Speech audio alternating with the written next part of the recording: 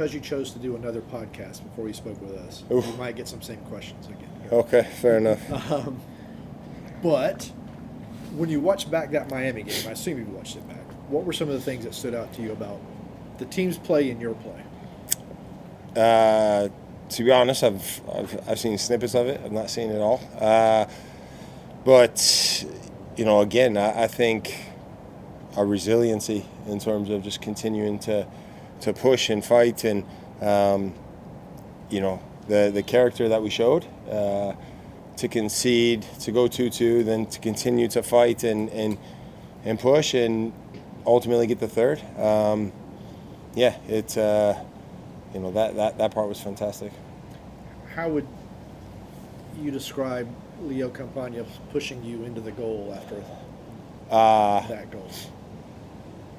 I think he did it with two hands and in my back. That's how I would describe it.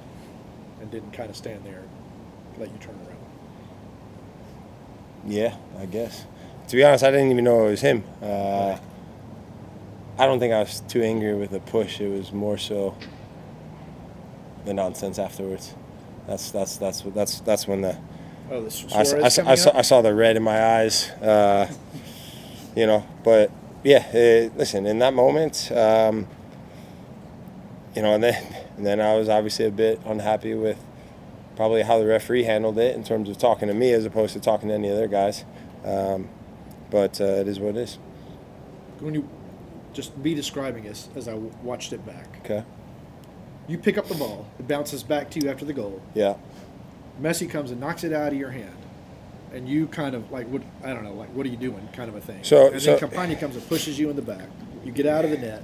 And then Suarez comes up and starts jawing at you for like the 500th time in this series. Yeah, I mean, listen, and I've had this conversation with Pro in the past. After a goal scored, the attacking team doesn't need to touch the ball. The attacking team doesn't need to grab the ball in the net. They're not going to save an extra 30 seconds in time. The ball is dead, and they don't need to touch the ball. Okay? And so as I'm coming across, the ball hits the back of the net.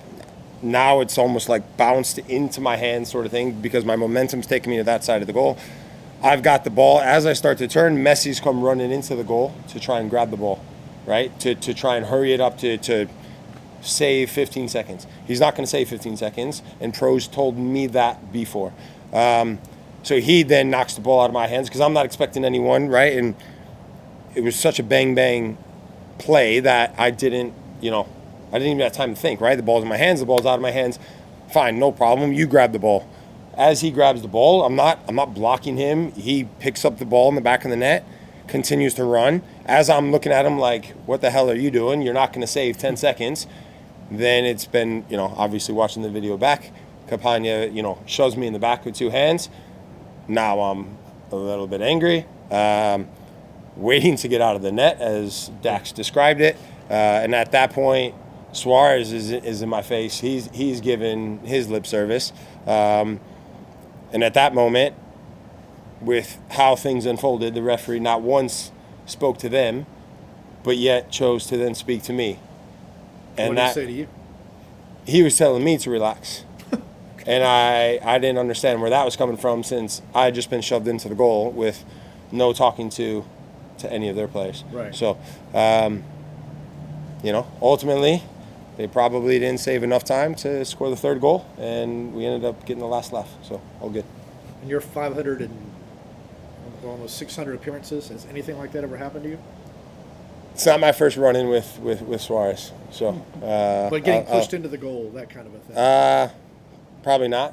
Okay. Yeah, probably not. So it's probably not the first time. I don't know if it'll be the last time. But the time that the attacking team thinks they save by going through that whole melee, it's embarrassing. Brad, so much up until now has been about Atlanta United defying the odds. They weren't supposed to be here. No one believes in you. Do you think it's time to move past that and adopt what Atlanta United typically is in big moments? The favorite team, the bigger club? No, because I just as everyone was saying how terrible we were, and how we didn't have a chance and we shouldn't be in the playoffs, and the probability of actually being there was so small. You don't listen to that noise when it's negative, and at the same time, we're not as great as probably everyone's saying, and it's a good run for sure. We know that, but there's still a lot of work to do. As I said probably last week when I spoke to you guys, we envisioned ourselves being in a situation like this the start of preseason with the quality that we have in our locker room and the belief that we had in our locker room. Now, how things played out throughout the year probably didn't show what we had thought at the beginning, right, in terms of our performances, results. But we're here now, and it doesn't matter how we got here. And so for us, we don't change our mindset. We don't change, not who we are, but we believe in our group, and we believe in each other in the locker room, and there's certainly a confidence within the group. So that part, all things considered, that part's really good. How has the arc been, though, in believing in each other? Because even Garth's telling local radio that some guys had to go in order for this team to really come together. You're there. Is that accurate? Is that something that had to process in order to get to this point?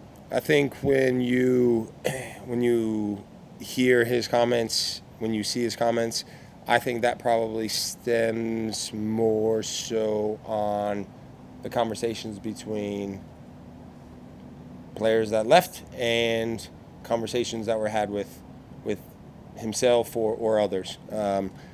And so from our standpoint as a group, we don't look too much into that. We can't control that, right? We can only control who's in that room, who's in that locker room, and the guys that we've got in there, and you've got to try and get everyone on board as best you can. Just to follow up on that, so the locker room was united.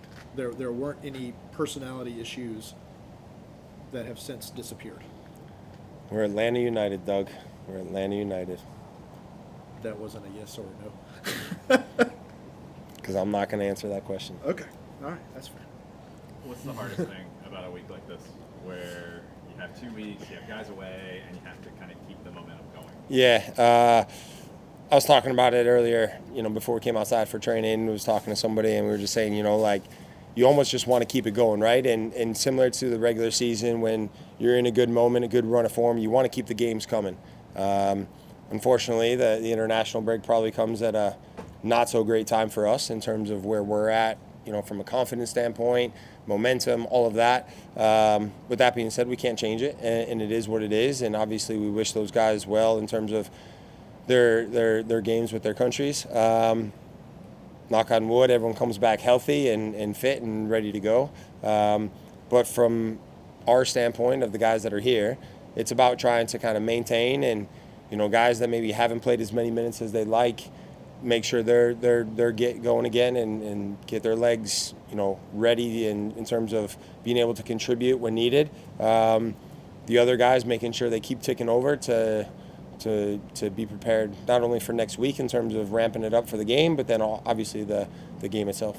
Right. Talked to Rob a couple weeks ago about the FDA slogan you guys have. It seems like it's kind of hit at the right time. Are you able to kind of touch on that from one of the players' standpoints of how that's affected you guys, from Rob kind of adopting that slogan with y'all and getting this far in the playoffs to coincide with it? I think, again, it just speaks about the resiliency of the group, and there's obviously, when you play for a big club like Atlanta United, right, there's always going to be talk. There's going to be good things, bad things, and so you've got to block out the noise. You've got to be able to stay focused, and so obviously that's kind of taken on a bit of a life of its own. But from us as players, it's about believing in the guy next to you, trusting the guy next to you, and having that confidence to go out and find a way. And so obviously I know the slogan gets a lot of headline, but from our standpoint, it's about not allowing kind of those outside factors to creep into our locker room. The season's still going. How do you think Rob has done overall, just kind of stepping in and taking you guys this far? Yeah, I think he's been fantastic. I mean, listen, we're in this situation where not many people thought we'd be in it, right? And so he deserves a lot of credit for that.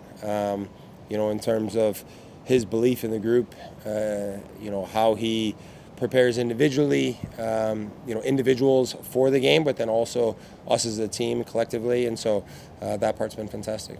Arthur Blank was at the game, got to see the win. What did it mean to have him there and get to see and celebrate that? Yeah, it was fantastic. Obviously to win the way we did seems to be kind of a common theme now throughout this playoff run, whether it was the Montreal game or even going back to Orlando, the last regular season game. And so how things played out and at the time of the game as when they played out, I think had a huge part of it in terms of the excitement and just the vibe within the group, and to have him there and show his support for us. It was the first time a lot of guys probably had been able to interact with him, and so I know he certainly enjoyed that moment being in the locker room, and I know the group did as well, and so that part was fantastic to have that bond and in that moment afterwards with him. Brad, your thoughts on Pedro Gallese and the fact that the goalkeepers are going to be huge in this next game, essentially the stars of the game, if you will. Do you think that's fair? You feel vindicated that the goalkeepers are getting this much attention? Listen, I hope not. I hope it's about our strikers, about our attacking players scoring 3, 4, 5, 6 goals, and I hope that's the storyline and the headlines. I've always said, as a goalkeeper, right, it's our job to try and save the ball and give the guys an opportunity to go and win, and that doesn't change from here on out. It's still the task at hand. Obviously he's a fantastic goalkeeper. He's come up really big for them at certain moments, and so it's the entire game in the preparation is going to be a challenge, but one we're looking forward to. I wanted to ask you about the run you've been on lately. I think the most saves you've made in a 5-game stretch in your MLS career. Is there anything different that you've done? I know you don't want to make as many saves, but is there anything different that you've worked on? Anything different that's come? No, nothing. Nothing. It's been same old in terms of how we prepare, how we train. Fortunately for me, I've been able to come up with the goods, more times than not. As I told Dax, it helps when you don't drop the ball to the striker. So. That's a positive. I learned that from game 2, and so it's been a good moment, and hopefully I can continue. How important is Liam in keeping you in that level of form? Yeah, listen, as I mentioned, him and I, we've got a really good relationship in terms of communication, and him making sure, one, I feel good in terms of being able to go out and train and get after it. Other days, probably as you guys saw today, it was a bit more relaxed, a bit more technical, a few laughs and jokes over there in the goalkeeping area, but he's been tremendous. He's been tremendous, not only for me, but with the group, and his contribution with set pieces and constantly analyzing, studying, whether it's goalkeeping or like I said, set plays for the group. He's been fantastic. Why do you think y'all match up well with Orlando? You're unbeaten against them this year. I don't know. I hope we can stay unbeaten. All right. I don't know. You just don't answer any of our questions. To be honest, I've not thought that far ahead. You know what I mean, Doug? You got time. Exactly. All good, guys. Thanks, Brad.